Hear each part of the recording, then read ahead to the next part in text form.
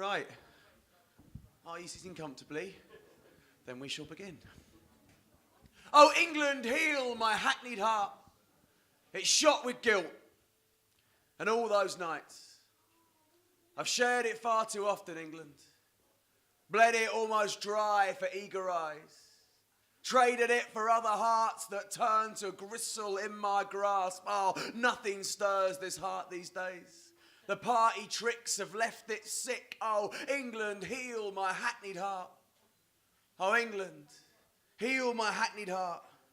Show me clumps of pastel homes on hills, a couple holding hands in hail, or chalkstone words of love in Dorset fields.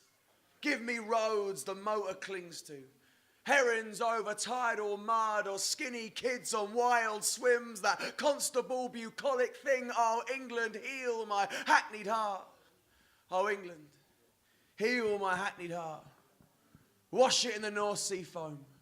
Wrap it up in honey dawn. Make poultices from April dusk and chicken soup from sleepy days, until it leaps and bangs its cage, until it thumps me with its thud and gives me all the grief it should. Oh, England, heal my hackneyed heart. Thank you. So, thank you. It's very kind of you. Thank you for you should always clap, poets, you know. Poets are like fairies. If you don't clap, we die. That's a horrible way to end the weekend. I wrote that poem in Wales, actually. Right? I was there in fact, it's interesting that we should be here at a festival that celebrates a great writer, William Blake. I was invited to Wales for a festival that celebrated the centenary of Dylan Thomas's birth, right? A festival, you know, a centenary that perhaps I shouldn't have been invited to, seeing as I knew almost nothing of the poetry of Dylan Thomas at the time. But there were sandwiches and they were paying my travel, so I was there. And I was a bit, you know, I felt nervous by the fact I didn't know a lot about Dylan Thomas. So I just talked up Dylan Thomas all weekend, effusively, just saying how much I loved him. So much so that on the Sunday of the weekend, I was invited on the radio to talk about him. A poet I'd never read. They said, would I read one of his poems? And it was a poem that I didn't know, and perhaps I should have known, called "And Death Shall Have No Dominion," right? Beautiful poem. And I said to them, do you want me to do it in a Welsh accent?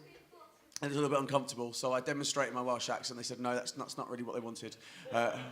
Instead, what they wanted was for me to do it in a normal English voice, so I did that. And it gave me a chance to focus on the beautiful words of the poem. It's a great poem. You might know it, "And Death Shall Have No Dominion." It's a beautiful Dylan Thomas poem. And I liked it so much, I thought, I'm going to nick this format, this structure for it, take out all Dylan Thomas's words and put in my own words. And to piss the Welsh off, I'm going to make it all about England. Now, immediately that presented a problem for me, because I don't really go around thinking about England as a concept all day, every day. I'm not Nigel Farage, right? It doesn't cross my mind, right? Okay, but I then remember that a couple of weeks before I'd been in Frome in North Somerset. Do you know Frome? Yeah, it's where Jensen Button's from, Frome, yeah. You know him, the Santander ambassador. And I was excited about going to North Somerset to see where Jensen had developed his love of Spanish banks. And on the way in there, I went past this massive hill, Clay Hill it's called. Clay with an E, Clay Hill. Check it out next time you're in that area, in the North Somerset area, Clay Hill. And I'm from Essex, right? So hill, that's a fucking event for me. I was like, hill? I'm going to climb that and feel a feeling. And I got to the top and I couldn't feel a feeling because I was sad at the time anyway. So that's where that poem comes from. Now, I, for years, wanted to write a poem about Ian Duncan Smith, right, okay?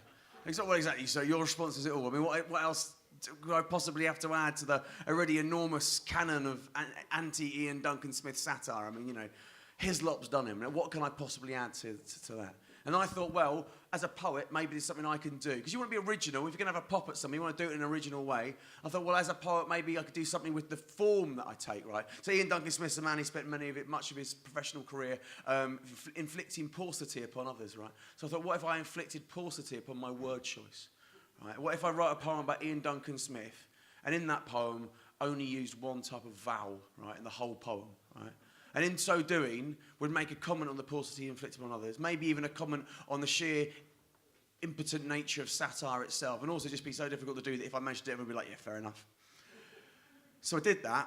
Now, the more literate amongst you will have noticed that I've got an immediate problem writing a poem about Ian Duncan Smith that only uses one type of vowel. Exactly, you're there, right? There's more than one vowel in the name alone, right? But I got round it because he's often known by his initials IDS, right? Because it's shorter, isn't it? You know? And because he reminds us of gastric complaints, I assume, right? So I just put this poem IDS. There's no other vowels, only the vowel of I. No A's, E's, O's. I'm sorry if I'm labouring this point, but thus far you look utterly unimpressed. Like, it's hard writing a poem about Ian Duncan Smith. It's only got one sort of vowel. You go home tonight, you'll be like, hello, bollocks. Hello, bollocks is fine. You can say bollocks if you're writing an O one. Anyway, so no other vowels, only the vowel of I, okay, in the whole poem, right. IDS. Can I say what it is that I want to say about Ian Duncan Smith when I'm so reduced in this way that, you know, he has reduced others? IDS. This is IDS. This swinish, thin grin, spilling, cringing scripts is IDS. This priggish birch whip. This piss-dripping fright witch with whitish skin wig. This jiggling tit hitting skint Brits in mining districts. This grim Christ victimising sick kids with dwindling tit-bits. This is IDS mimicking kings, ripping ribs in Glitz grills, licking his lips thinking this is bliss, piling it high, sipping his gin fizz whilst Brits flinch in wind chill, sticking pins in him. This is IDS inking his lists. Girls with 6 kids, inciting right-wing print kingpins, hissing pish, stirring fright, twisting victims till victims stink, till victims swim in ill will, till British dimwits drift right. This is IDS. I wish him midnight shifts. I wish him sinking ships. I wish him limp dicks. I wish him ship picnics in drizzling mist with ISIS. I wish him blind with hindsight. I wish him illicit kinship with pigs. Thank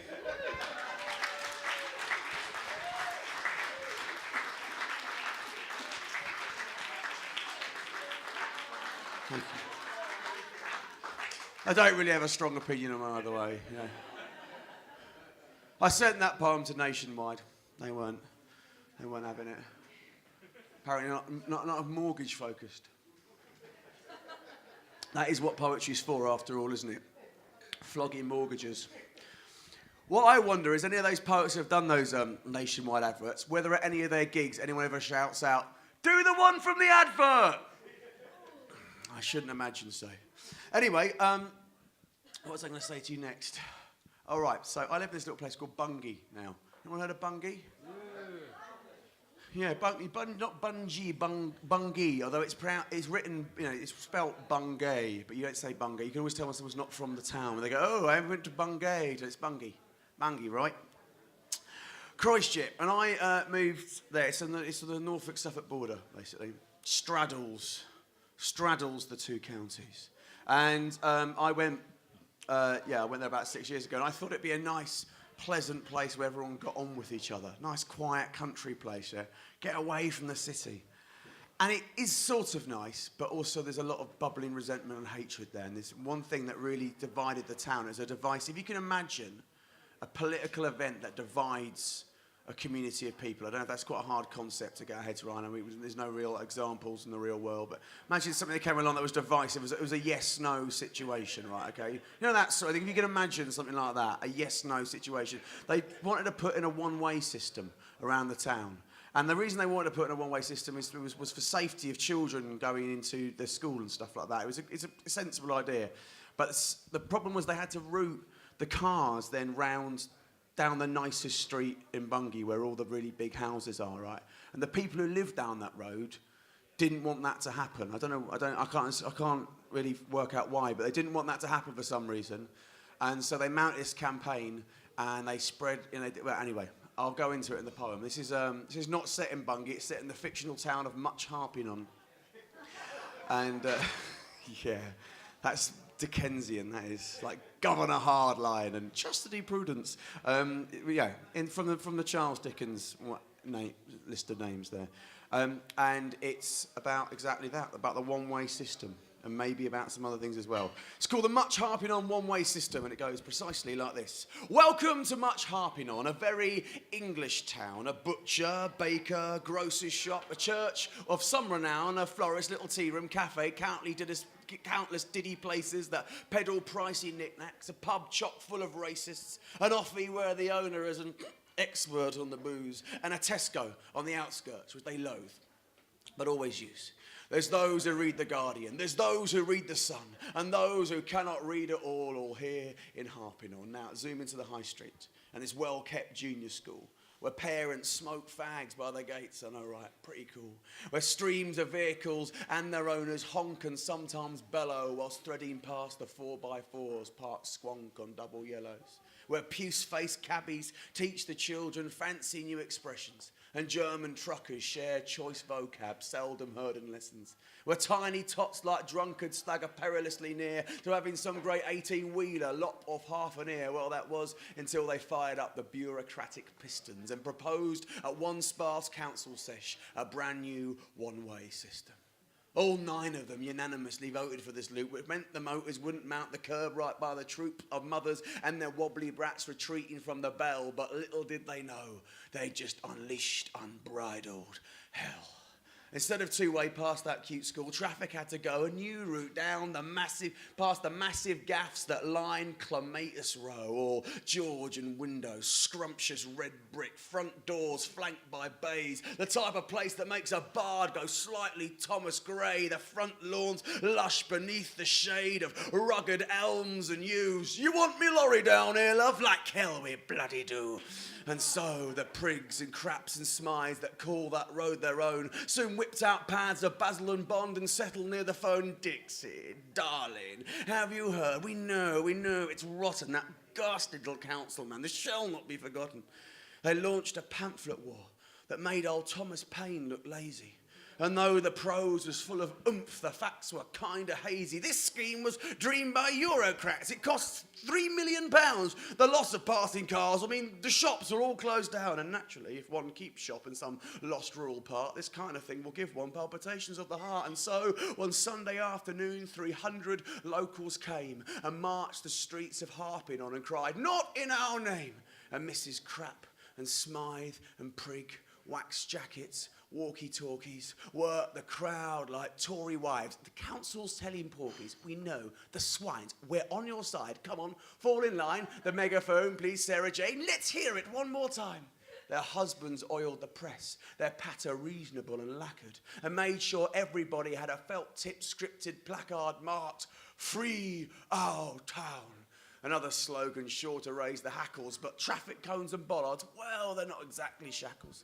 And there among the shopkeepers and Smythes and Craps and Prigs, joining in this pantomime were parents with their kids, the folk for whom the system was intended for safety. Now faced the local telly crew and then pronounced quite gravely that one-way thing, that's bad, that is, that Mr. Smythe told us, that means the town will have to close and all them shops what sold us stuff will not be there, and that's a shame, that is. It's because of these Eurocrats in Europe, but we like things like they was.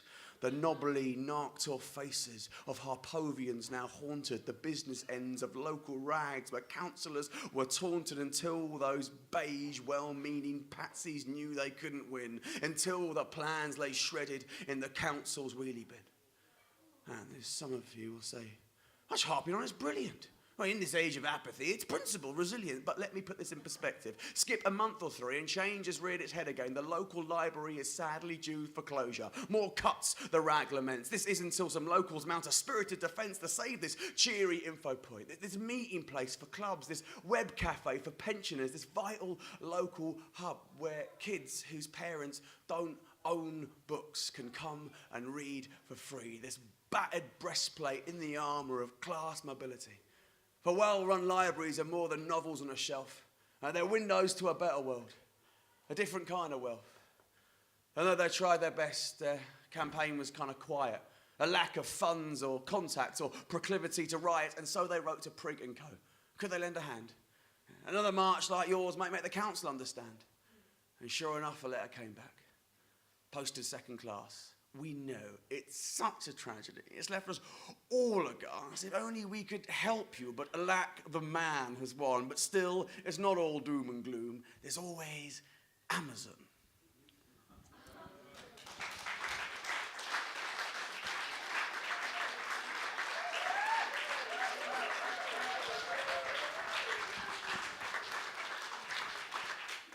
Which I think sums up Brexit neatly.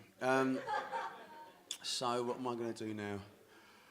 I'll tell you a story, I think. So I don't know about you, I like history. Do you like history? Yeah? It's good, isn't it? I love history, it's brilliant. We can learn from it here. But I don't know about you, when I was at school, we only did 2 periods of history. When I was at school, for some reason, it felt like we did the Tudors and the Nazis. That's all we did. For 15 years, it was like Tudors in the autumn, Nazis in the springtime, and then we'd revise over the summer. That's what it was. 20 years, or how long did I go to school? I don't know, 15 years, whatever it was, how long, 13 years or whatever. Tudors, Nazis. There's nothing I couldn't tell you about Adolf Hitler and his 6 wives, right? I know the lot, okay? But as an adult, I've realised there are whole swathes of history not covered in this rather narrow syllabus of learnings, right? So I've been filling in the gaps myself, reading up on history. Admittedly, I just read Wikipedia. I don't like style. I just want to know what happened, the facts, you know. I'm quite naturally Govian in that way. No, I didn't say that. But I just want the facts. I like facts. I'm a boy and I like facts. Tell me what facts. What battle? When did that happen, that battle? 1066. 1850. I don't know. I don't know when the battles happened. There's a battle every year, isn't there? You're safe. You know, that's one thing that history's taught us. Never really stopped battling. Anyway, the point is, I've started, my favourite period of history, it turns out, never did it at school, was the Georgian period. Fucking cracking period of history, that. From, 1714 or something up to 1832. We had 4 Georges in a row, and such amazing social advancements, in one sense, you know. It was like, the stock exchange, the empire, the industrial revolution, the beginning of the constitutional monarchy. Maybe a lot of these things that aren't quite so good for us now, but that's when it all happened, right? It's like all this modern world spilled out. It's like we had 4, it was like a fruit machine. We had 4 Georges in a row. It was like George the First, George the Second, George the Third, George the Fourth, ding, jackpot, modern world. So that's what you want to, you want to secure, the progress of society. Just have the same name for your monarch. So we really should have had another Elizabeth if we really wanted to carry on this period of progress, but we're not going to do that. He could change his name to Elizabeth for the sake of national unity. I think that's the least he could fucking do, isn't it? Anyway, the point is, it's a very interesting period of history. One of my favourite things about this period is we didn't have tabloid newspapers. Back then we had, if people want to get salacious, gossipy news, they tended to get them in poem form, in the form of these things called broadside ballads, which are flogged in street corners on a large sheet of paper. Broadside's a large sheet of paper. They were flogged for a penny or half a penny, and on it would be some story about a hanging or an affair or a grisly murder or the sort of stuff that gets in the tabloids now, celebrity tittle-tattle, that sort of thing, and it'd be written up in rhyming verse, which I think it's a better way to do it, really. It's a more honest way of doing it. These are fictions that you're reading. These kind. It's not news, is it? Really, if somebody had it off for somebody else, it's not really news. It's just it's a story, and we like these stories. And so actually, I think getting them in rhyme, trying to attempt to make them into pieces of art, seemed like a more natural way of doing it. And so I'd love it today. It'd be great if Hugh Edwards sung us the news every night. I bet he's got a lovely voice, hasn't he? Lovely voice, Hugh. They love it singing, don't they? The Welsh. They love singing and digging. And so I'd be reading some of these old stories and trying to convert them for the modern ear, really. And so far I've done one. And I'm going to share the sum total of my work with you today. It's about a man called Edward Dander, who was the apprentice to a hatter. And back then, if you were a gentleman, you could walk into any shop or restaurant, have what you like, say, put it on my tab, my good man, and swoosh, out of there. Could not do that if you were a regular Joe, right? If you were the apprentice to a hatter, for example. And Edward Dander realised he was totally trapped in his social class. There was literally nothing he could do. And so he thought, right, I'll take matters into my own hands. And so he just decided, I was going to say he's a Robin Hood type figure, but he just sort of stole from the lower middle classes and kept it, or ate it in his case. Oysters. He thought, why shouldn't I eat exactly what I want to eat, exactly when I want to eat it? Now, I'm not saying that's a solution to society's ills, but I admire him. And this poem is called The Ballad of Edward Dando, the Celebrated Gormandizer, and it is a true story. Hurrah! It's me, It's ballad time. Hang some bloody bunting. Now shut your eyes, sit back. We're off to 1820-something.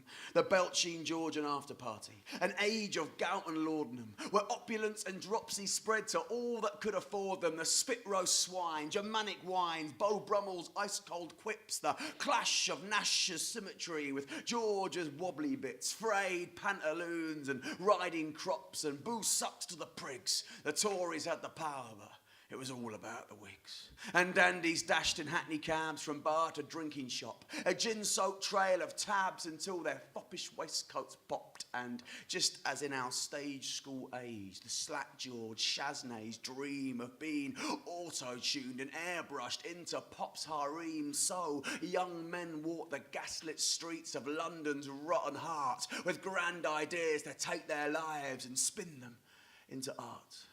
And so, our hero, Edward Dando, apprentice to a hatter. We don't know what his hats were like, but they, dear friends, don't matter.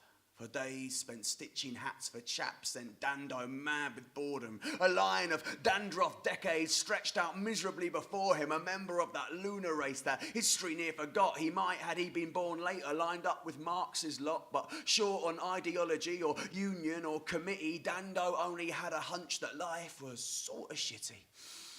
Well, some were blessed with tales and titles. Others buffed their boots and pickled, stewed and boiled the scraps of labour's rotten fruits. Ah, who will pave my grave with jewels? Ah, who will sing of me? The hatters, blacksmiths, cooks and fools all piled up like scree.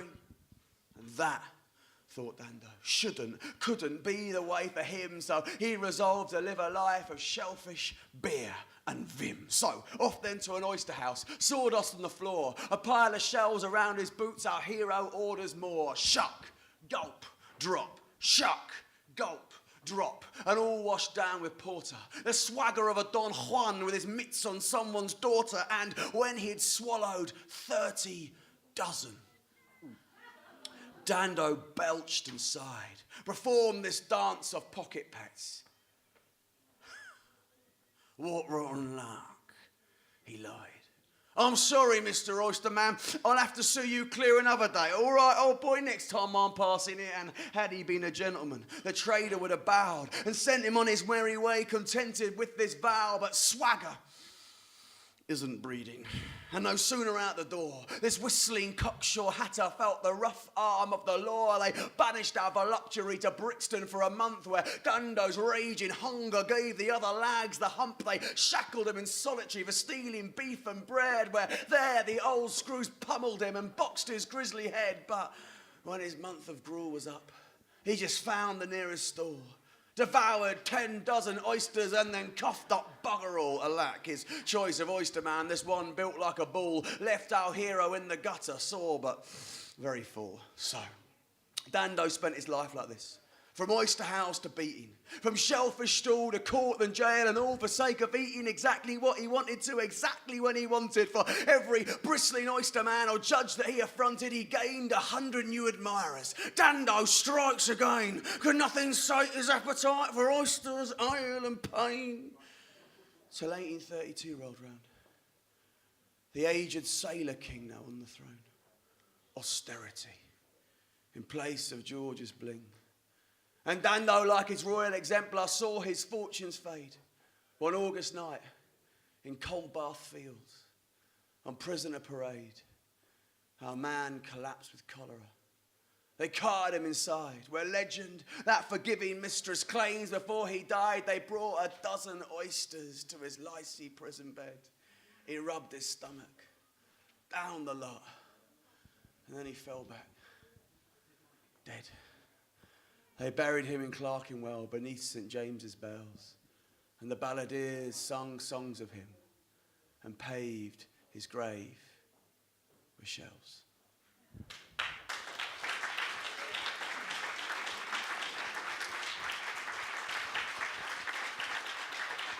Thank you very much. I appreciate you staying with that. That was an incredibly long poem about a man who once ate some fish, so I appreciate you going with that. I do like the historical fiction. She's mocking me because you go away so much in your camper van. Bye.